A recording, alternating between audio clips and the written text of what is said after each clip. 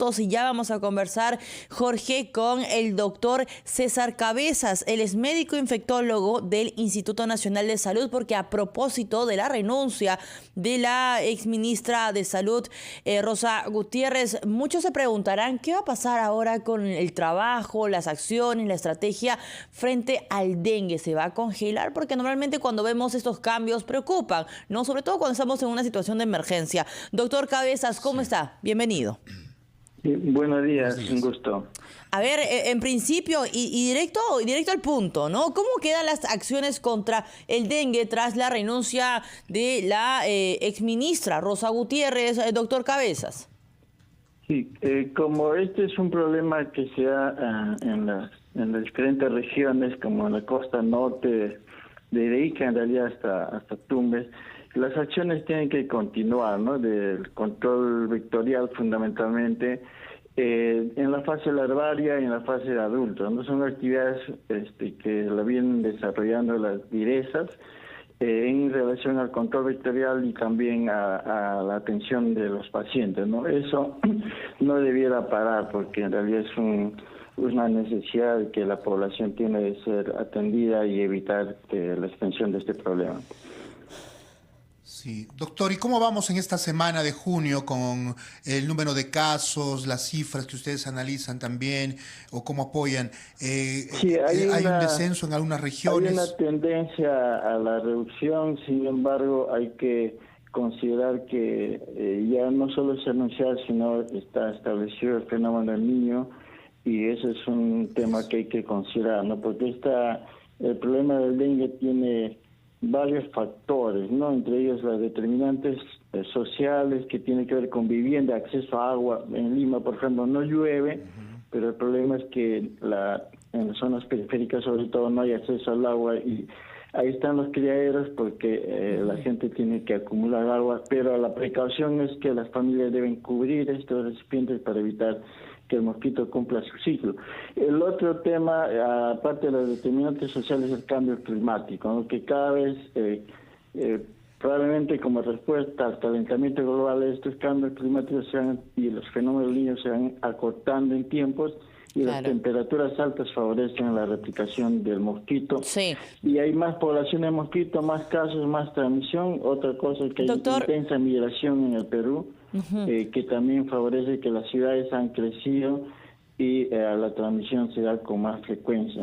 Doctor, ¿qué está el otro tema es la organización de los servicios de salud, que deben ser adecuados, porque desde antes de la pandemia nuestro sistema no está respondiendo sobre todo al primer nivel de atención, y eso es importante fortalecerlo, ¿no? Doctor, ¿qué está pendiente en estos momentos para los próximos, por ejemplo, 3 meses? Para que el oyente también lo pueda entender y decir, ok, esta parte del sector salud está trabajando, digamos, para poder afrontar el dengue. Para los próximos meses, en el cortísimo plazo, ¿cuáles son las acciones inmediatas que se está tomando en el norte del país, para ser más exacta, para tratar de minimizar el impacto de los contagios de dengue o reducir la cantidad de contagios? Pero como he mencionado, hay que continuar con las acciones para eliminar el vector en su fase larvaria, y eso implica una acción no solamente del Ministerio de Salud, es un trabajo conjunto desde la familia, la comunidad, los gobiernos locales, regionales, y hay que afrontarlo. Pero no tenemos hospitales preparados para eso, doctor. ¿Cuál es el balance? Usted acaba de mencionar las postas como primera línea, pues no están, digamos, listas para poder ser la primera línea de contención de los contagios. Sí, claro, por eso digo, lo que hay que hacer es continuar con las actividades.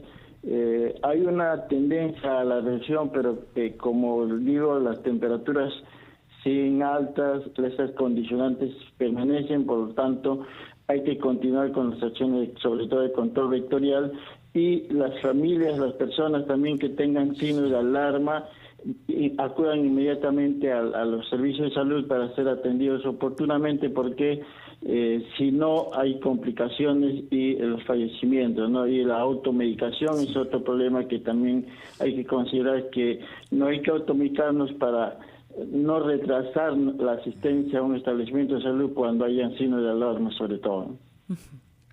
Doctor Cabezas, ¿el virus del dengue muta? Es decir, ¿se pueden crear nuevas cepas mucho más fuertes, eso? ¿O es la misma cepa, el mismo vector? Vea, como cualquier agente infeccioso sufre mutaciones, ¿no? Pero en este caso, en el dengue hay 4 serotipos, pero en cada serotipo hay genotipos, así como las variantes que aparecieron en el COVID. Y el tema acá, al margen de las mutaciones, es que si una persona tiene dengue por un serotipo y después de meses o años puede tener una infección por un segundo serotipo, puede predisponer a hacer cuadros más severos, ¿no?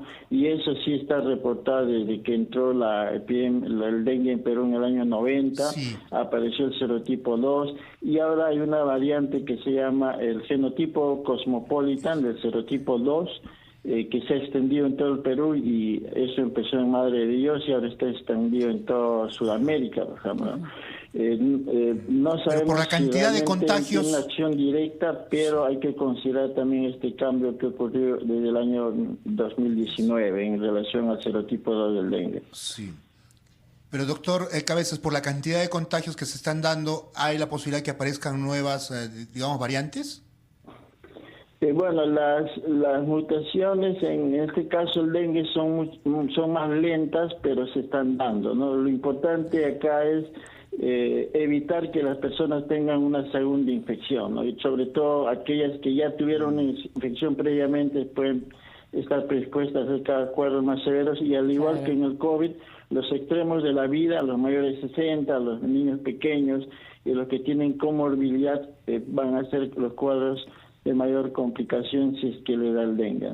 Ahora, doctor, hemos visto una cantidad de contagios en niños, en niñas y en adolescentes. ¿Esto tiene alguna explicación particular?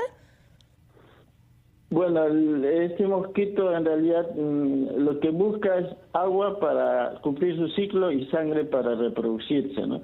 Entonces va a picar a adultos, niños, a toda la población, y sobre todo, pero los casos más severos serán en niños pequeños que no tienen todavía el sistema inmunológico maduro, y los extremos de la vida. Los mayores de 60, por ejemplo, donde el porcentaje de padecidos es mayor, y los casos más severos. Entonces, los extremos de la vida es en relación a la respuesta inmune y también a una infección previa que pudieron haber tenido estas personas. Clarísimo, clarísimo, doctor Cabezas. Muchas gracias por acompañarnos esta mañana. El doctor César Cabezas, médico infectólogo del Instituto Nacional de Salud, explicándonos un poco cómo va el panorama de la cantidad de contagios de dengue a nivel nacional. 7 de la mañana con 29 minutos, momento de hacer una pausa, escuchar a los titulares y regresar con más, por supuesto, aquí en la rotativa del aire por RPP, la voz de todo el Perú.